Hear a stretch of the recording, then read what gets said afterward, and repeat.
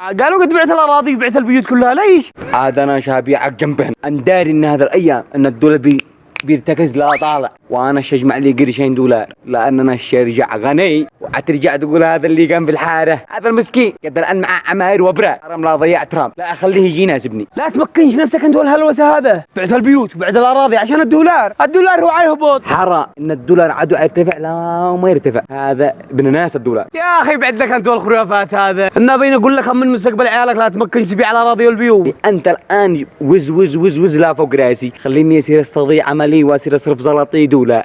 اطراك من كم الصرف اليوم؟ 950 والنحو. اسمع انا قد بعت الاراضي، بعت المحلات، بعت ابي وامي، تصرف لي دولار.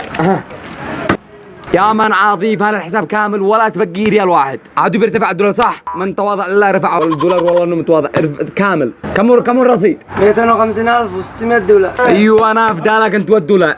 خاطرك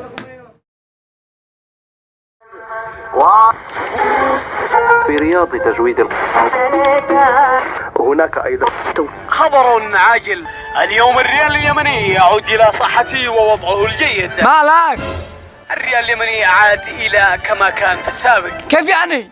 يعني رجع مثل ما كان، يعني تشتري بالريال كيس بر. والله انك شكلك مفتح من امس. الدولار خلاص نقص ورجع إلى 100 ريال يمني. والله انك شكلك كذاب. يا سرحة أمك أنت هو واللي جمع فلوسه بالدولار. مال هذا؟ والله انك كذاب ابن كذاب. هذا المذيع شكله مفتح من امس. والله اني صرت اتاكد بنفسي. يا الله خرجت. الدولار نزل. قالوا الدولار نقص لا 100 ريال. سمعت اخر خبر؟ الدولار نزل. ايوه اخر خبر. الدولار نزل. يا عم قالوا ان الدولار نزل. محمد محمد ايوه تعرف صاحبك هذاك صاحب الثوب الذي سري يصرف صلاته كلها دولار؟ ايوه ماله؟ جاته جلطه واشتل. ايش؟ اشتل؟ وينه دحين؟ وذاك جالس جنب بيته بتشمس. انا ابو صالح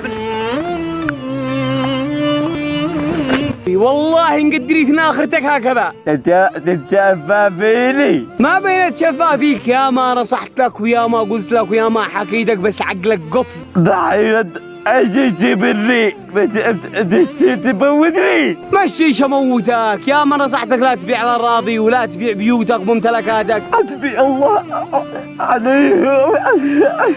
اقول لك حاجه بس بكم الصرف اليوم؟ بين اقول لك الصرف قدوب 100 ريال يمني، بدل ما كان ب 950 اليوم قدوب 100 الدولار. بكم؟ ب 100. ب 100؟ ايوه.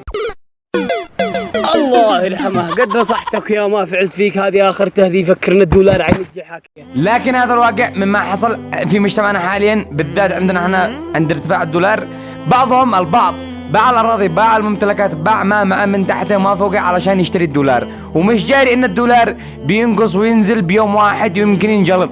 المشكله ان البعض بيفرح لو ما يرتفع، نفسي اعرف ليش. لان البعض معاهم مغتربين في الخارج، البعض معه دولار والبعض معه يورو والبعض معه سعودي، فهنا بيستفيد عند ارتفاع الدولار لصالحهم، لصالح المغتربين. بس الاغلبيه عندنا في اليمن يلا بقوت يومه، يعني ما بش مع اي حد خارج، يلا بيشتغل باليوم 3,000 4,000. عندنا اذا ارتفع الدولار معناتها بترتفع الاسعار الغذائيه.